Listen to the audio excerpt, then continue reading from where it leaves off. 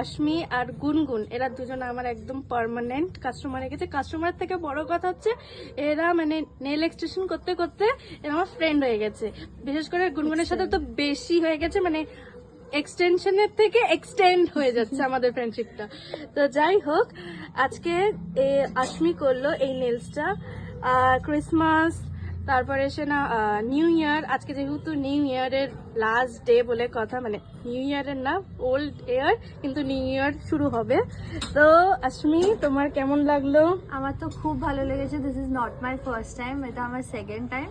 R this basically আমার favourite colour, and আমি যেরকম চেয়েছিলাম একদম ওরকম হয়েছে। I really love it. একদম ওরকম হয়েছে। হ্যাঁ, আমি জানি আমি যেরকম ভাবে আমাকে সবাই আসে আমি ওরকম করে দিতে পারি, এটা আমার মানে নিজে নিজে ক্রেডিট নিতে পারি আমি, কিন্তু না, সত্যি খুব ভালো লাগছে। আর গুনগুন, তোর কেমন লাগলো ওর nails? Thank you so much.